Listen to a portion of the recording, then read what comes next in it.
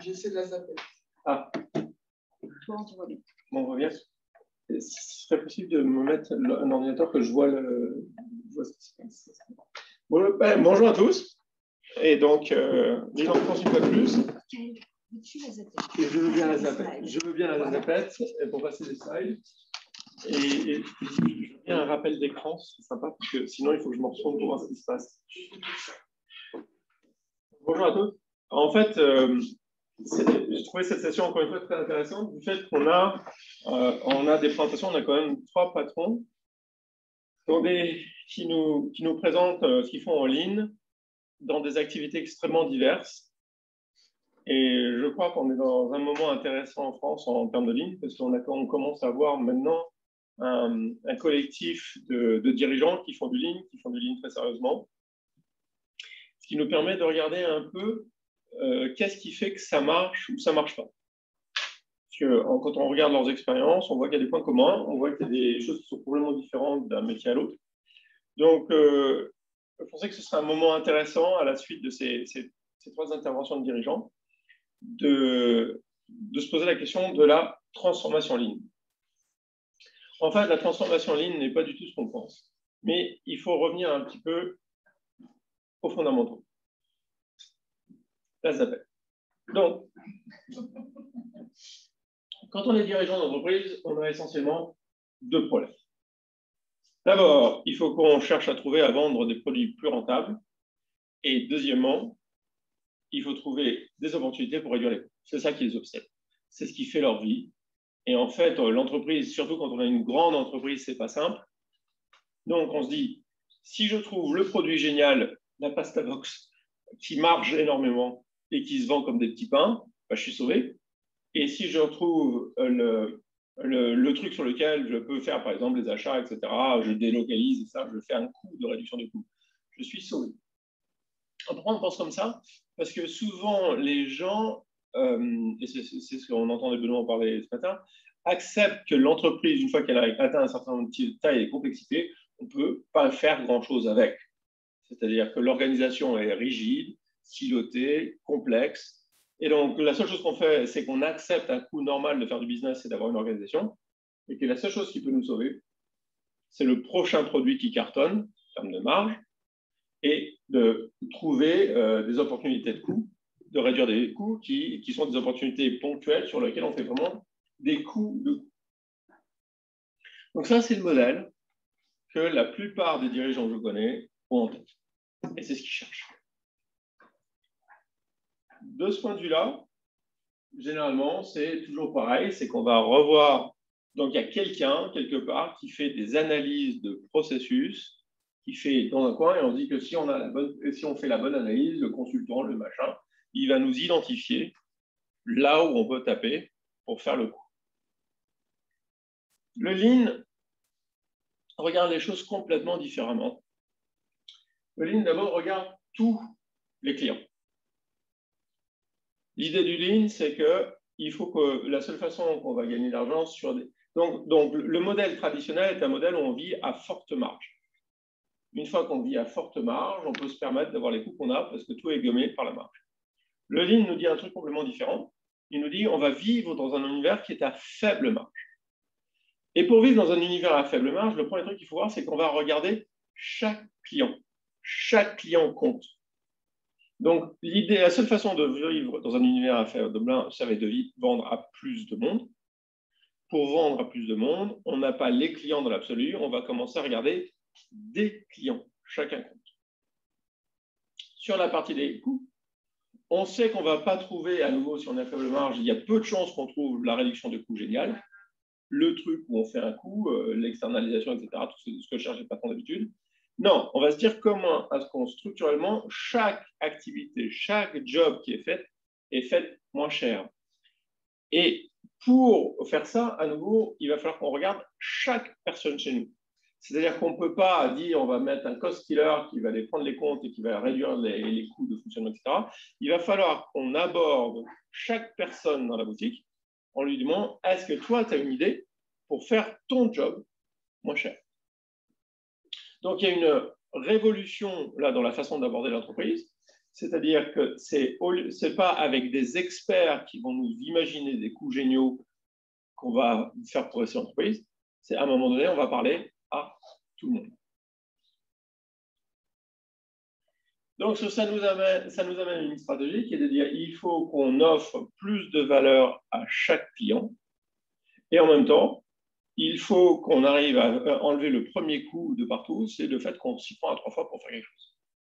Donc, il faut qu'on arrive à animer les gens pour qu'ils réussissent chaque tâche du premier coup. Ce qui évidemment a des effets de motivation, enfin, il y a plein d'effets de bord qui sont très, très positifs, mais c'est une stratégie et c'est la stratégie Lean et c'est la stratégie, c'est la raison pour laquelle la plupart des dirigeants n'en veulent pas. Ils cherchent autre chose, ils cherchent le coup génial qui va les sauver et ils se disent, mais comment veux-tu, moi, à partir du moment où j'ai une entreprise un peu grande, j'ai des milliers de clients, j'ai des centaines de gens, comment veux-tu que je m'occupe de donner de la valeur à chaque client et d'aller m'occuper de chaque place? En fait, si.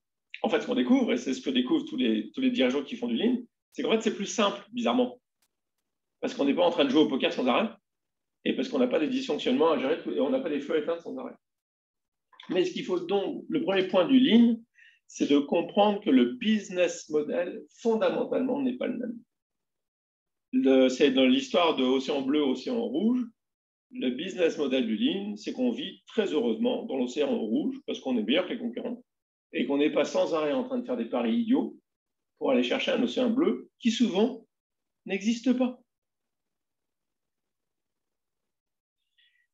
Donc en fait, ça nous demande comme travail, c'est de convaincre tout le monde qu'on va faire deux choses. Un, on va faire un effort de plus pour aider chaque client, que ce soit le client final ou le client, l'idée géniale de Ishikawa de dire la personne suivante dans le process est le client.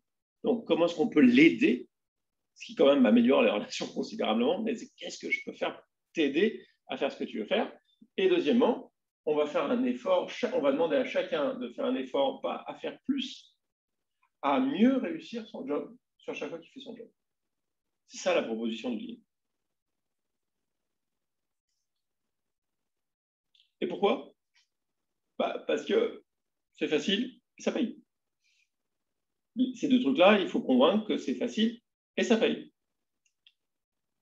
Et la raison pour laquelle les gens ont du mal à croire que c'est facile, et ça paye, c'est parce qu'en fait, on se dit que c'est facile et ça paye quand on sait le faire. Donc, la différence entre Lean ou pas Lean, et c'est pour ça que le Lean devient de plus en plus facile quand on commence à avoir d'expérience, moi, j'ai aucun doute, parce qu'effectivement, moi, je pense qu'on sait le faire et qu'on sait le faire vraiment. Mais pour convaincre les gens de se mettre là-dedans, il faut qu'ils se disent c'est facile et ça paye. S'ils se disent pas c'est facile, s'ils disent c'est dur et ça ne paiera pas, ils n'iront jamais. Et pour les convaincre que c'est facile et ça paye, il faut qu'ils arrivent à convaincre qu'ils savent le faire. En fait, quand on rencontre les gens au début, et c'est toutes ces phases des années initiales, en fait, les gens apprennent à se convaincre, c'est qu'au début, ils se disent je ne sais pas le faire. Je ne sais pas le faire. Ce n'est pas à mon âge que je vais me mettre à apprendre à le faire. Ça me paraît beaucoup trop compliqué. Et donc, je reviens toujours dans le monde. Si seulement tu me trouves le coup génial, je n'ai pas besoin de le faire. Et d'ailleurs, en fait, les débats, comme on dit tout le monde là, dans les présentations, il y a des gens qui y vont, il y a des gens qui ne vont pas. Le débat, en fait, qui se passe toujours, c'est les gens qui ne veulent pas aller dans le livre. Ils nous disent en fait toujours mais pourquoi on n'est pas dans un monde dans lequel vous nous trouvez des coups géniaux? Faites votre job de patron. Ne me demandez pas, moi, de changer ma façon de travailler. Faites votre job de patron. Donnez-moi un coup génial. Et donc, on a cette espèce de discours sur la réalité qui est compliquée. C'est à chaque fois qu'on a ces conversations dans l'entreprise, les gens vous disent mais si seulement vous m'aviez trouvé un coup génial, je n'aurais pas besoin de faire ça. Et on dit ouais, c'est vrai. Si on découvre un puits de pétrole en bas de chez soi, on n'a plus besoin de faire le reste. C'est vrai. En attendant, faisons le reste, on ne sait jamais. On n'est pas à l'abri d'une bonne surprise, mais si ça se trouve, on ne sait pas quand elle va venir. Donc, le point de base du Lean, c'est ça. Comment est-ce qu'on convainc qu'on sait faire? Et du coup, ça nous amène à un problème qui est un problème simple, c'est il faut faire apprendre tout le monde tout le temps. Parce qu'il faut sans arrêt rassurer les gens qu'on va savoir faire. Et donc, les gens ne sont pas des outils qu'on prend et qu'on jette, qu'on utilise, tout ça. Les gens sont des humains qui doivent apprendre. Et donc, du coup, ça nous amène à regarder chaque personne individuellement, parce qu'il va falloir que chaque personne ait un plan d'apprentissage. Alors, comment on fait ça? Ce qu'on sait maintenant, ce qui est étonnant dans la méthode Toyota, c'est qu'ils sont tombés dessus un peu naïvement, et on a mis des années en théorie à comprendre comment ça marche. Mais ce qu'on sait maintenant sur l'apprentissage chez l'adulte, c'est que l'apprentissage chez l'adulte se fait par la résolution de problèmes. Pourquoi? Parce que les adultes ont leur expérience et on tombe sur peu de sujets où ils n'ont vraiment rien en tête. Ce qui est très différent des enfants qui, eux, sont très ouverts à tout parce qu'il y a plein de sujets où ils ne savent rien, donc ils sont curieux. Pour les adultes, la plupart du temps, la case est pleine de quelque chose. Pas nécessairement très précis, mais ils ont une idée. Donc, la résolution de problèmes, c'est la seule façon qui nous permet d'engager leur expérience. Parce que la résolution de problèmes nous donne 4 éléments. Le premier, c'est que ça active la connaissance qui existe déjà. Ça active l'expérience, ça active ce qu'on sait déjà. Le deuxième, c'est qu'on espère que ça va amener à une tentative d'élaboration, c'est-à-dire par rapport à ce que je sais, est-ce que je veux en savoir plus, est-ce que je vais plus loin. Le deuxième sur la résolution de problème, c'est que généralement, ça nous donne une situation de motivation. Parce que quand il y a un problème, il faut le résoudre. Généralement, c'est un problème collectif. On est plusieurs à essayer de le résoudre, on va te demander ton avis, etc. Donc, il y a un cadre de motivation du collectif qui fait qu'il faut se pointer avec une solution. Troisièmement, et ça c'est très très emmerdant, c'est la difficulté centrale de toute la démarche, c'est le point central, c'est que quand on est en train de résoudre un problème, l'apprentissage ne se fait qu'à un moment qu'on ne voit pas. Le moment magique, c'est quand les gens sortent de la salle et ils vont chercher un truc par eux-mêmes. Alors le mot est affreux, autodirigé. Il faut comprendre que chez un adulte, l'adulte n'apprend que quand il est tout seul dans un coin et qu'il ouvre un bouquin ou qu'il essaye un truc. Qu'il expérimente quelque chose, mais ça doit être une expérience personnelle. Donc, en fait, on fait beaucoup d'efforts pour faire de l'apprentissage collectif qui ne sert qu'à créer la situation où la personne va aller ouvrir un bouquin. Mais tant que ça ne se produit pas, il ne s'est pas produit d'apprentissage. Le collectif va revenir avec ce qu'on savait déjà. Donc ça, c'est toujours le point faible de toutes ces démarches. C'est pour ça que tu as fait tellement d'efforts sur les suggestions individuelles, sur le Kaizen individuel, c'est parce que le vrai apprentissage ne se produit qu'en individu. Après, il est remis dans le collectif qui sait l'élaborer. On revient sur l'élaboration. Et le quatrième point de l'apprentissage par la résolution de problème, cet apprentissage personnel peut être accéléré par des méthodes, c'est-à-dire des échafaudages, des méthodes, par du tutorat, par quelqu'un qui t'oriente en disant va plutôt chercher là, tu vas voir ça paye, ou là je ne sais pas, ou qui discute. Mais on ne sort pas du fait que le point critique, c'est le moment où c'est que l'apprentissage doit être autodirigé. Et toute la difficulté dans les entreprises, c'est comment repérer les gens qui sont plus spontanément autodirigés dans leur apprentissage que les gens qui préfèrent pas le dire. Alors là, par exemple, je prends un exemple qui vient de chez Aramis, là, dont on a parlé, là, on vient d'écrire un article là-dessus avec le gars qui faisait le responsable de la logistique, en fait. Et on voit comment, le résultat est spectaculaire. Ça mettait 3 semaines pour livrer une voiture, ils en sont à faire une promesse en 24 heures. Ça ne s'est pas fait tout seul. Mais ce qui est intéressant, c'est qu'on a fait la liste des problèmes qu'on s'est posés progressivement, qui a amené à des points précis d'apprentissage. Donc, on va voir qu'ils ont appris des trucs. Ils ont appris à mettre les voitures ils ont appris à mettre les voitures sur le site que si on savait les livrer dans un temps raisonnable. Ils ont appris à démarrer les voitures la veille et pas le temps. Ils ont appris à résoudre tous les problèmes d'immatriculation. Vous voyez, Julien, c'est-à-dire là, on voit vraiment très clairement les problèmes qu'on s'est posés. Est-ce qu'on s'est tiré le flux des voitures? Alors là, il y a de l'échafaudage. On n'est pas parti n'importe où. À nouveau, on avait le lead time, on avait tiré, on avait des concepts. Mais est-ce qu'on s'est tiré le flux des voitures? Est-ce qu'on s'est contrôlé les camions? C'est une grosse découverte. Et est-ce qu'on s'est accéléré les flux d'informations? Alors, ce qui est intéressant dans cette approche de résolution du problème, c'est que dans ces 3 cas, au début, les gens disaient 1, non, on ne sait pas le faire. 2, ça ne vaut pas la peine. Pourquoi ça ne vaut pas la peine? Parce qu'on ne sait pas le faire. Et donc là, ils se sont mis et ils ont appris des trucs. Donc le résultat qu'on a de 3 semaines à 24 heures, c'est bien la somme des apprentissages qu'on a fait Et on sait gérer des trucs, des situations différentes, etc. On sait apprendre des trucs, et du coup, ça nous donne un résultat. Alors, comment ça marche? Le TPS, en fait, est un échafaudage d'apprentissage. Comment ça marche? Le premier truc du TPS, c'est que ça donne une orientation. Là, on l'a entendu dans les 3 présentations. Le premier truc, c'est de dire revenez au client. Où est la valeur pour le client? C'était rigolo parce que lors de la cérémonie de la cloche pour l'introduction d'Aramis en bourse, la première chose que Nicolas Chartier a dit quand ils ont tous fait leur speech, c'est merci à nos clients.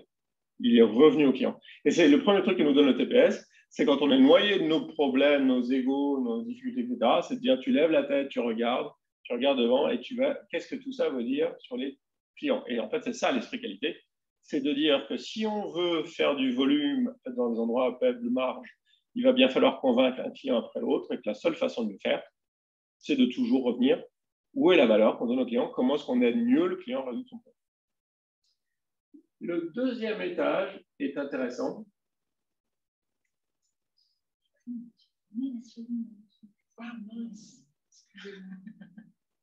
J'ai perdu ma zapette. Rendez-moi ma zapette. C'est bon, c'est bon. Rendez-moi ma zapette. Bah oui, je clique. Ah, pardon. Dans l'écran. Dans l'écran. Comme ça, c'est tout. Ah, voilà. Excusez-moi. Donc, on a 2 piliers. Et il faut comprendre ce que ces 2 piliers font. Le juste à temps et le juste à temps. C'est des piliers qui vous forcent à rompre votre logique. À chaque fois que vous vous dites juste à temps, on va livrer 2 fois plus vite. À chaque fois que vous dites Jidoka, on va intervenir sur un problème 2 fois plus vite. On ne sait pas le faire à l'heure actuelle. Et c'est ce qu'a très bien décrit, Yann et Bénédicte. On ne sait pas le faire, donc on ne sait pas où on va. On ne sait pas le faire. Et c'est justement, il faut comprendre que c'est ça la résolution. Ça nous pose un problème, ce qu'on appelle en anglais un troublesome problem, un problème difficile. C'est un problème qu'on ne sait pas résoudre. Donc on n'a aucune idée de la solution. Par contre, on sait que c'est un bon problème. Donc, c'est ce que Taishi Ono, je ne sais pas si en japonais, je ne sais pas ce que c'est, mais lui, il appelle ça, c'est le logic escape. Ça nous amène à un moment donné à faire un truc dingue. Et dans le Birth of Lean, il y a un exemple rigolo.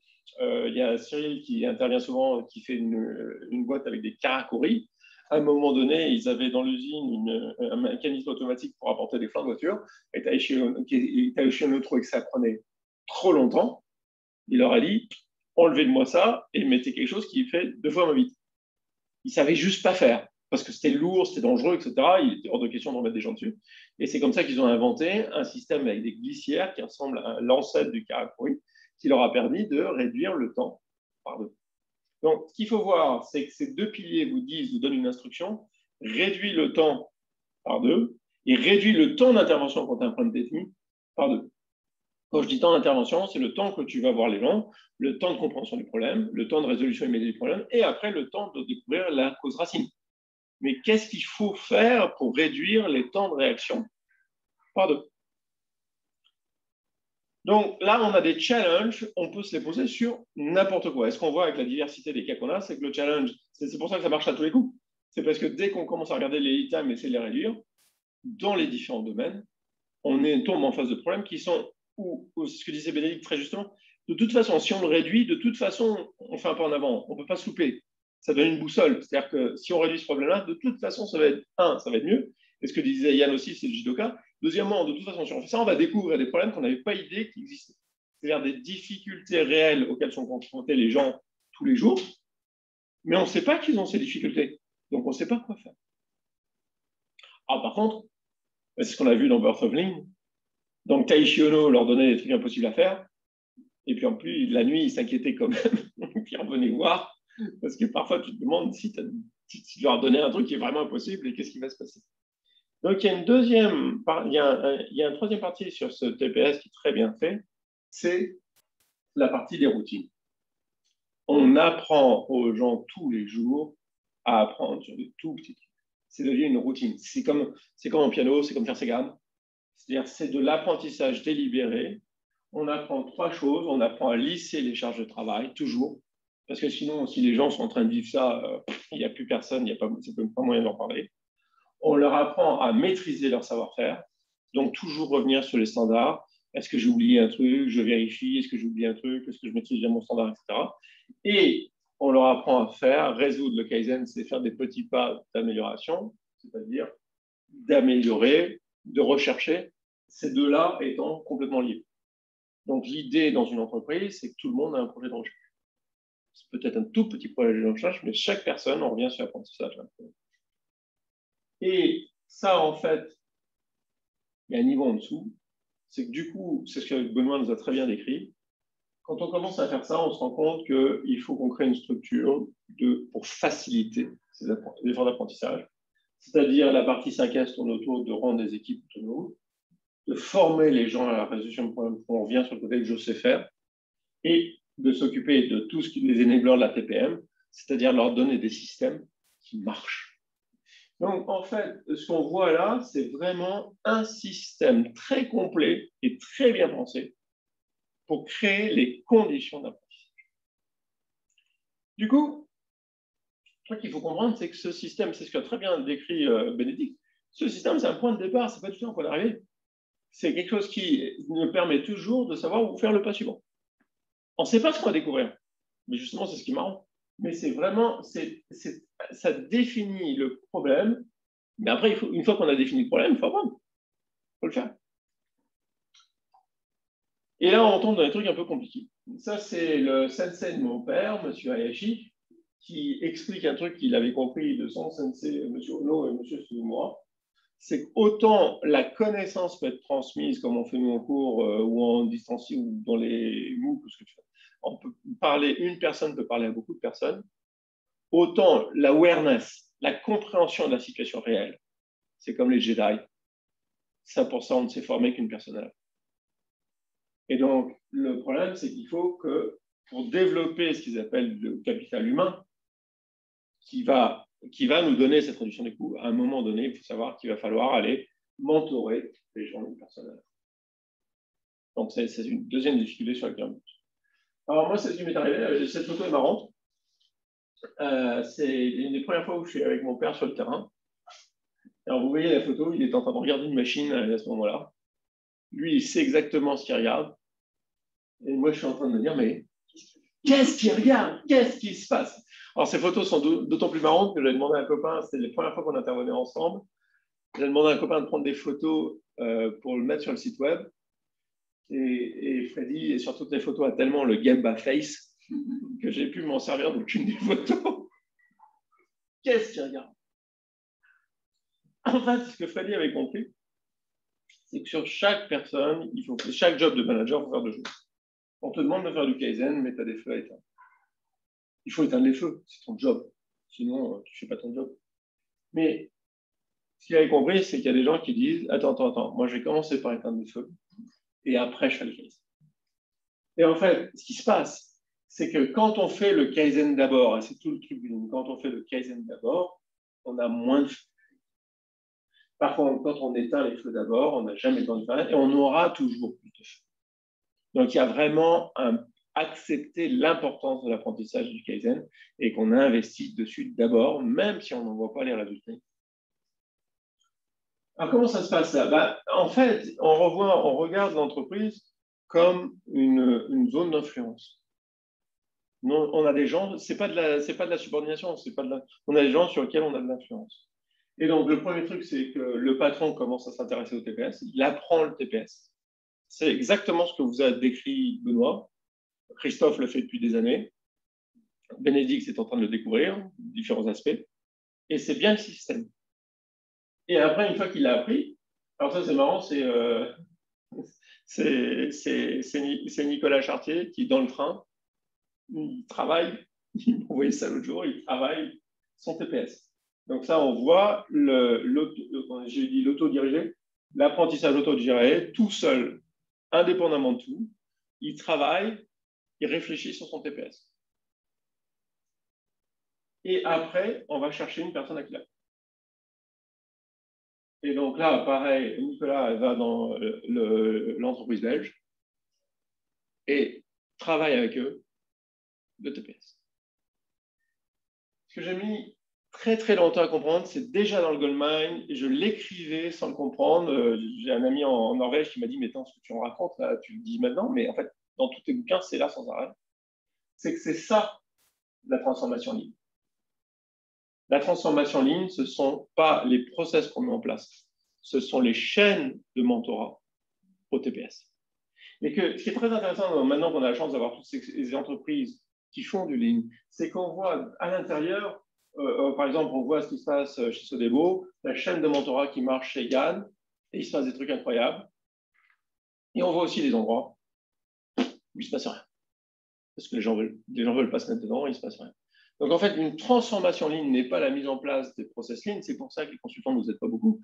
Une transformation lean, c'est la mise en place de ces chaînes de mentorat et de descendre le plus bas possible pour se rapprocher le plus des opérateurs. Alors pourquoi? Parce qu'une innovation, c'est qu'il faut que quelqu'un ait une idée quelque part. Et après, quand quelqu'un a une idée quelque part, il faut qu'il en parle à quelqu'un d'autre.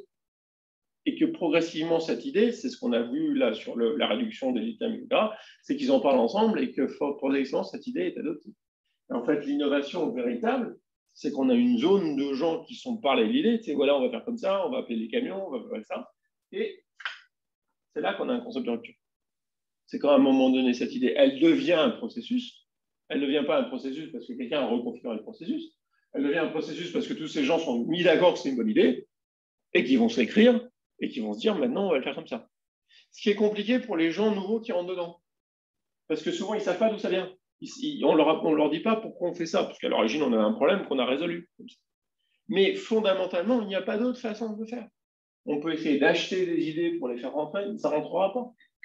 Tant qu'on n'a pas ce mécanisme de diffusion des idées, de flux d'idées à l'intérieur de la boîte, on ne saura pas résoudre nos coûts de façon jour après jour, activité après activité. Alors, quelle est la transformation durable que ce mécanisme de mentorat qui nous permet d'avoir ce flux d'idées fait? C'est quelque chose qu'on a beaucoup discuté et on ne va pas en discuter, mais ça change radicalement votre façon de raisonner. C'est-à-dire, on arrête de plonger dans le problème tel qu'il est défini pour trouver la meilleure solution, pour se mettre à la faire appliquer aux autres et après gérer toutes les conséquences quand ça ne marche pas.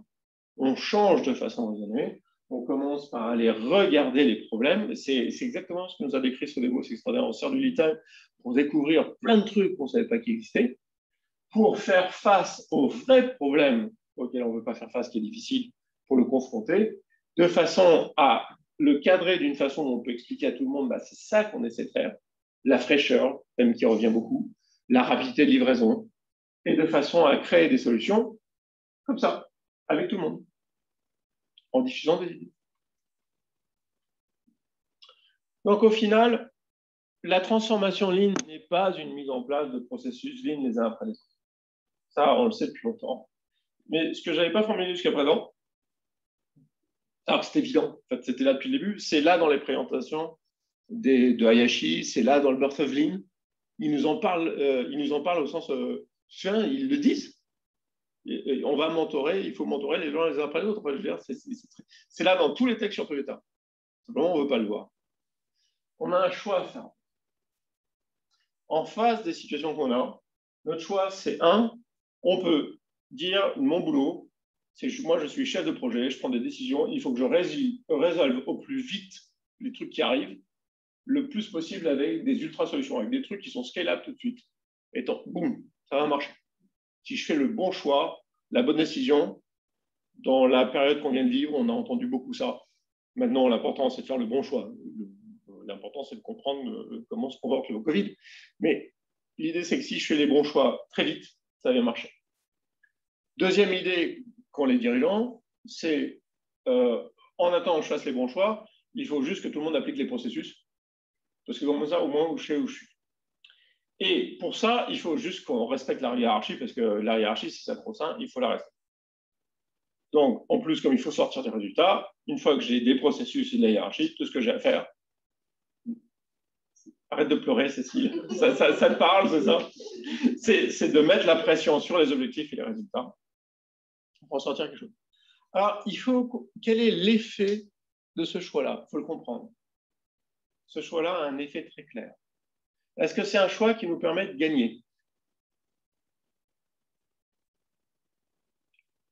Si on est en situation de grande marge, parce que toutes les conséquences vont disparaître. Mais qu'est-ce qui se passe à faire ça? Vous êtes d'accord, c'est un choix que font souvent nos dirigeants. Mais quel est l'effet réel de ce choix? Il y a un effet réel de ce choix, c'est quoi? C'est qu'on perd lentement. Et c'est ça notre histoire. Notre histoire industrielle qu'on voit, c'est la longue défaite, parce que ce choix te permet quand même de ne pas perdre vite.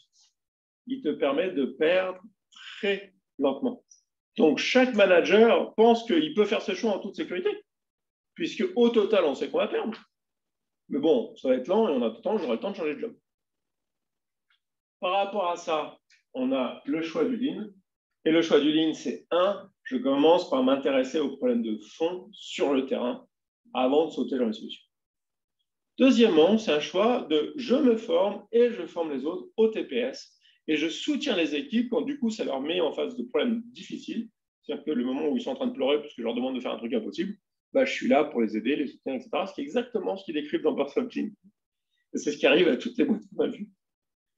Pour ça, pour encourager tous les jours un flux d'idées et de Kaizen, et pour monter le niveau d'exigence. Et alors, monter le niveau d'exigence, c'est très différent de mettre la pression sur l'objectif et résultat. On monte le niveau d'exigence, je ne sais pas si vous avez entendu, tous les dirigeants disent ça, sur le fait qu'on révèle les problèmes. Là où l'exigence se porte, c'est sur racontez-nous, révélez-nous les problèmes. Et c'est là qu'on monte l'exigence. C'est qu'on rentre dans des problèmes de plus en plus fins. Et c'est ça qui nous donne la perspective. Et donc, ce choix-là, c'est un choix où en fait on gagne, et alors assez bizarrement, et c'est ce qu'on voit dans toutes les entreprises qui font, on gagne vite. Alors, ce qui est compliqué, c'est de comprendre ce choix. On a effectivement un choix qui nous permet de perdre lentement, et un choix qui nous permet de gagner vite, mais c'est un choix qui nous demande à tous d'apprendre, premièrement d'apprendre, et deuxièmement d'accepter qu'il va bien falloir qu'on s'intéresse à chaque client, et qu'on s'intéresse à chaque personne. Et en fait, tout l'échafaudage du Lean, c'est des astuces qu'on a accumulées au cours du temps pour s'intéresser à chaque client, c'est pas la fin du monde, et surtout pour s'intéresser, vous entendez Benoît, enfin, pour s'intéresser à chaque personne, c'est pas la fin du monde, c'est pas si compliqué que ça, même dans des grosses boîtes. Donc, voilà, c'était le point théorique que je voulais faire là, sur le regard qu'on a sur ces 15 dernières années. Maintenant, on a une chance extraordinaire en France, c'est d'avoir, quand même, on a suffisamment de patrons, de dirigeants qui font du Lean très sérieusement, et on se rend compte qu'en fait, la clé de ça nous permet de définir ce que c'est vraiment une transformation Lean. Une transformation Lean, c'est un dirigeant qui, lui, s'apprend le TPS dans toute sa complexité de système. Enfin, c'est complexe, mais ce n'est pas de la physique nucléaire non plus, mais qui apprend le TPS et qui, derrière, établit des chaînes de mentorat au TPS à l'intérieur de son entreprise. C'est ça qui fait que les gens ont des idées. Et c'est quand les gens ont des idées qu'ils les partagent et qu'ils les diffusent, qu'ils font ce qu'on fait en ligne, on appelle ça le Yokoten, copier et améliorer, que les processus évoluent. C'est dans ce sens-là que ça se passe. Donc, effectivement, comme dirait Nicolas, people are the solution.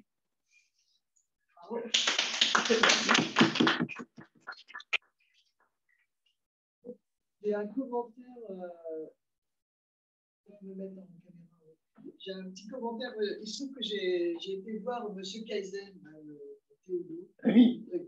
Il a fait un boulot remarquable. Et tu viens de me dire, il m'a dit quelque chose que je n'avais pas suffisamment regardé quand il me le disait ou écouté. Il me disait, attends, je fais des workshops avec des Kaizen sur la journée, j'ai toute l'équipe, on essaie de bosser sur la performance qu'on peut améliorer, etc. On cherche des idées. Je dis, oui, le Kaizen 6 points, je connais bien.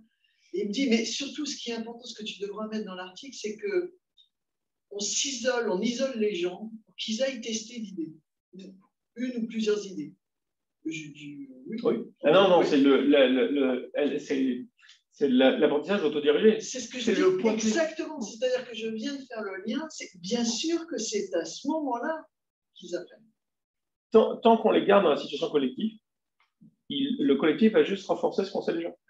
Il y a un moment donné, il faut échapper du truc pour aller chercher un truc. y a quelqu'un qui n'a pas compris ce que c'était que l'awareness. Tu peux juste élaborer. C'est de la jugeote. Le awareness, c'est de comprendre la situation. Toutes les situations sont différentes, et c'est de prendre la situation comme si c'était nouveau et de faire preuve de jugeote, de vraiment regarder. C'est pas juste de la connaissance, c'est de la connaissance en contexte. L'awareness, cette capacité de regarder la situation telle qu'elle est et d'avoir de la jugeote dessus. Alors, il y a quelqu'un aussi qui dit, si on demande aux gens de mieux faire leur job, est-ce qu'ils ne vont pas dire qu'ils font déjà de leur mieux? Ah, tout à fait, tous les jours. Tous les jours. Et à nouveau, il y a une... alors, ça se... On voit chez Aramis un truc très étonnant. On commence à voir, c'est quand on fait les Gemba, la première génération de team leaders qui, comme ça bouge tellement vite dans la boutique et que les gens ont des carrières qui évoluent à une vitesse incroyable, on commence à voir la première génération de team leaders qui ont été promus dans le système. Et on n'entend plus ça. On n'entend plus. Ils sont d'accord que de toute façon, on pourra toujours faire mieux. Mais effectivement, pour beaucoup de gens, si on leur demande de faire mieux, ils disent, oh là, tu ne devrais même pas me le demander. Deuxièmement, tu ne comprends pas dans quelle situation je suis. Oui. Et souvent, c'est vrai. Souvent, c'est vrai. Donc, il faut le savoir. Et puis, bon. Alors, c'est marrant parce que quand tu vois comment ils l'ont fait chez Toyota, en fait, dans les années 50, ça leur arrivait tous les jours. Et c'était du lean hardcore, il y avait des bagarres terribles. Et en fait, c'était très, très intéressant parce qu'on voyait que Taiichi Ohno les challengeait sur des trucs impossibles. Ça ne nous arriverait pas. Hein. T'es d'accord, Cyril? À l'usine de Donzer, leur dire vous allez me réduire ça par deux. Les challengeait sur des trucs impossibles, mais ils ne le faisaient pas méchamment. Par contre, là où ils se faisaient pourrir, c'est s'ils n'avaient pas réagi assez vite à un problème. Là où il y avait des grosses engueulades, et visiblement le ton démontait assez fort parce que ça avait l'air assez dur, c'est quand ils étaient en flag de connaître un problème, et surtout sur les opérateurs, et de ne pas s'en occuper, de le laisser pourrir.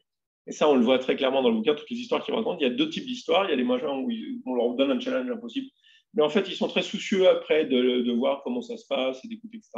Et puis les histoires où les gens connaissent un problème et s'en occupent pas, et le cash ou le ils s'en occupent pas. Là, ça se passe moins. Mais absolument, absolument. Le fait que le premier truc, les gens vont dire, moi, je suis déjà au taquet, je suis déjà mieux. En fait, tout le problème, c'est de trouver des gens qui, eux, trouvent ça plutôt rigolo. Et deuxièmement, de l'autre côté, baisser la pression avec le lissage, avec un truc, pour leur donner de l'espace pour qu'ils se sentent moins au taquet. On a une remarque de Margarita qui dit, mais si on demande aux gens de mieux faire le job, et si on leur demande aussi brutalement de ça, est-ce qu'ils ne vont pas dire bah, je fais déjà de mon mieux? T'as pas une autre question? J'ai une autre question. Désolée, j'étais concentrée sur la lecture. Oui, c'est plus un commentaire. L'autre question, c'est le fait qu'on accepte l'idée d'apprendre. On apprend que si on accepte l'idée d'apprendre. Ce qui veut dire qu'on reconnaît qu'on a besoin d'apprendre. Alors, on reconnaît, alors ça va au-delà de ça, on reconnaît qu'on a besoin d'apprendre et qu'on a besoin d'enseigner. Oui. C'est un...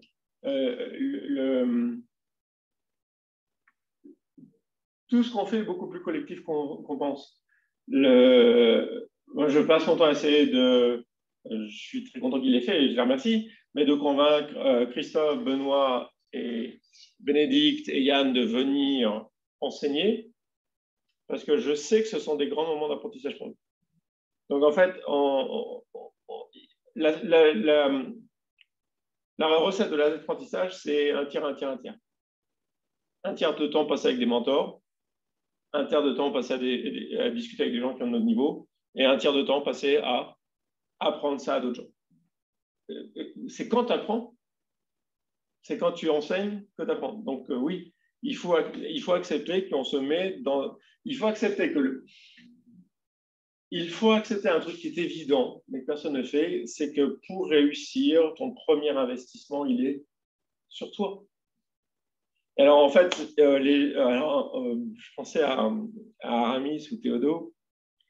Et les gens qui sont un peu surpris quand ils rêvent d'une boîte Lean, ils s'approchent de la boîte, ils cherchent du job là-bas ou ils essaient de découvrir et ils sont un peu surpris de ce qui s'y passe. Ils reviennent un peu. C'est-à-dire qu'en fait, souvent, quand les gens rêvent de Lean, ils rêvent de choses qu'ils vont apprendre aux autres. Ils rêvent de choses qu'on va faire aux autres, on va mettre des bons process, etc.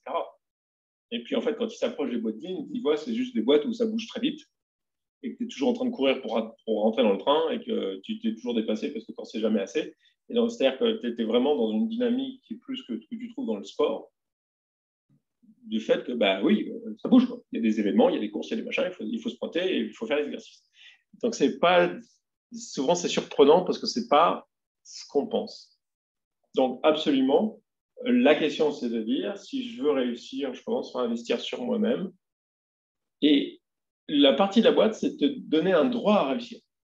C'est l'engagement qu'a la boîte, c'est que tu viens chez nous, tu as le droit de réussir. Il n'y a pas de raison que tu ne réussisses pas. Tu as le droit de réussir, mais ta partie à toi, c'est que tu n'es pas à prendre. C'est un deal. Il y a plusieurs questions qui tournent autour du fait, je connais déjà la réponse, est-ce qu'on ne devrait pas enseigner le TPS à l'école? Mais peut-être qu'on peut élargir la question en se disant, est-ce qu'il y a quelque chose qu'il faudrait qu'on change dans notre éducation pour être plus prêt à faire cet apprentissage? Je pense que le TPS est quand même très... Je dis toujours, pas de ligne à la maison. Je pense que le TPS est quand même très, très lié à des situations industrielles. Ouais. En fait, on appelle ça maintenant, pour faire plus élégant, le Thinking People System, ce qu'on veut. Mais en fait, c'est bien le Toyota Production System, c'est-à-dire production non pas en termes de production ou de fabrication, mais production en termes de production de travail, en termes d'on produit des trucs. Il y a plein de domaines dans la vie dans lesquels j'espère, on expérience, on vit, on ne produit rien. C'est très bien. Je pense par contre que clairement, notre pédagogie à l'école ne comprend pas cette histoire de pédagogie par la résolution de problèmes. Les écoles dans le monde les plus en pointe ont compris que la façon dont les gens s'approprient des concepts compliqués, c'est par leurs mains, ça vient de notre évolution, ça vient des années et des années dans la savane, c'est qu'en se confrontant à des problèmes concrets, qu'on comprend des concepts plus sophistiqués. Et que la formation à des concepts tels qu'on le fait juste en parlant des concepts, je veux dire, il y a vraiment beaucoup plus de chaleur que de lumière. Il y a énormément de portefeuilles. Donc, s'il y avait quelque chose à changer dans notre modèle d'éducation, c'est vraiment cette idée qu'en enseignant aux gens, ils apprennent. Il faut un peu d'enseignement pour avoir les concepts, mais il faut énormément de pratique. Donc si on savait, si ce qu'on devrait apprendre dans les écoles, c'est aux profs à manier cette formule de la résolution, de l'apprentissage par la résolution du problème tel que elle n'est pas très compliquée, je viens de la décrire, là, je ne suis pas super génial, hein, et elle commence à être bien connue, et c'est ça qu'il faudra apprendre, je pense. Je crois qu'on n'a pas d'autres questions en ligne. Donc, on remercie vraiment tout le monde et toi, Michael, d'avoir compris. Moi, je voudrais vraiment remercier les intervenants d'aujourd'hui et je sais qu'on est tous dans une situation compliquée. Ça a été une année, 2 années maintenant, rock'n'roll. Il y a plein de choses qui sont en train de changer, qui sont en train de se reconfigurer. Beaucoup, dans un sens, qui nous interpelle et qui ne nous plaît pas vraiment. Mais c'est clair que ce qui est en train de se passer sur le passage le distanciel, le présentiel est très compliqué pour beaucoup de gens. Et deuxièmement, ce que j'appelle le soviétisme digital est en train de se produire. C'est-à-dire qu'on est de nouveau en train d'accepter que les choses ne marchent pas. C'est pas, à moins que c'est moi qui n'ai pas de chance. J'ai l'impression qu'on passe maintenant des journées à s'y reprendre, à avoir peu de temps et être quand même obligé de s'y reprendre à 3 fois, à faire des trucs qui sont franchement idiots parce que le site web, le système, le machin ne marche pas bon du premier coup. Donc je pense qu'il se passe quelque chose, que ça nous affecte tous et en ce moment, les gens autour de moi, on vit quand même beaucoup de pression de rien ne se passe comme prévu. Enfin, je ne sais pas vous, mais les histoires qu'on me raconte, moi pour l'instant, je remercie les dieux que je suis un peu épargné, mais il y a plein de trucs qu'on me raconte que ça devait se passer d'une certaine façon et puis il se passe vraiment autre chose. Donc c'est un moment un peu compliqué pour tout le monde.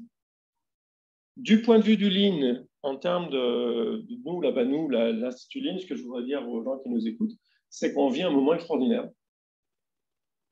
parce que depuis qu'on fait ça, je n'ai pas le souvenir d'avoir eu autant de dirigeants aussi engagés, justement, dans une vision aussi claire du Lean par le TPS, avec des résultats aussi probants et spectaculaires qu'en ce moment. Donc, alors, c'est un truc un peu compliqué, parce qu'on vit ça à un moment donné où on n'a plus d'audience. C'est comme tout le monde était parti. D'ailleurs, je sais pas, on se disait ce matin, on se disait à la rue avec Benoît, on ne sait pas ce que les gens regardent en ce moment. On ne sait pas où ils sont, parce que la vie est vraiment devenue compliquée. Mais donc voilà, ce que je voudrais dire, je voudrais remercier à tout le monde de la communauté et dire que bah, c'est le moment de ramener les gens, c'est le moment de s'accrocher, etc. Parce qu'en fait, c'est en train de marcher. Je veux dire, on est à nouveau dans une de ces périodes où on a des cas réels de réussite, parfois spectaculaires, grâce à ce mentorat au TPS. Et donc, il faut tenir bon et qu'il faut passer, je pense qu'on a des discussions nous à avoir sur le prochain Lean Summit et se remettre en mode startup en disant c'est un nouveau monde, le monde post-Covid, et on redémarre comment. Mais d'un autre côté, je voudrais dire à tout le monde qui est là, qui est présent aujourd'hui, c'est on peut être très, très tranquille sur la robustesse et la pertinence de la méthode. On voit qu'à nouveau, à chaque fois que quelqu'un se met vraiment dedans, il gagne. Par contre, on voit aussi que quand on se met dedans en faisant semblant, c'est vraiment décevant. C'est-à-dire, ne passez pas de temps avec le kata, le machin, le truc, à prendre un outil, à dire le lean, c'est que du flux, le lean, c'est que ça. Allez directement, c'est-à-dire, ne vous dites pas, d'abord, je vais viser le 20, et quand j'aurai le 20, après, je viserai le 50 sur la cible. Quand je saurai avoir le 50, un jour, je viserai le 100. Allez-y directement, visez le 100. Cognez-vous, c'est ce que disait Benoît, là, allez-y directement au TPS, quoi. Et au début, oui, on a un truc mystérieux qu'on ne comprend pas, mais en fait, ce n'est pas si compliqué que ça, et on rentre dedans. Et si on vise le 100, on va progresser beaucoup, beaucoup, beaucoup plus vite que si on se dit, d'abord, je vais prendre cette brique-là, et une fois que j'aurai compris cette brique-là, je prendrai celle-là, etc. C'est vraiment pas... L'idée, et le truc que ça a de génial, le TPS, c'est que c'est un système pour nous amener à apprendre. Et donc, je vais conclure moi, sur le mot de la fin de ce que dit Bénédicte. C'est que ça ne nous dit pas du tout la tête de la solution, mais ça nous permet de savoir où est-ce que je fais le prochain pas. Et tout tourne autour du prochain pas.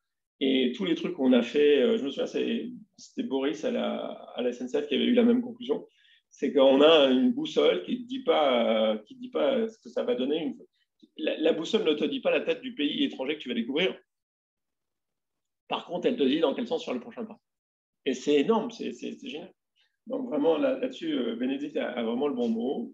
Et donc, merci à tous pour être présents avec nous sur cette 35e session, c'est ça, Lean en France.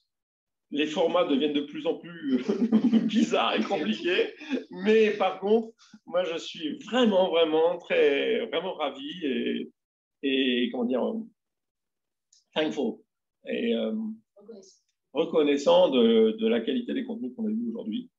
Et donc, c'était super. Merci à tous.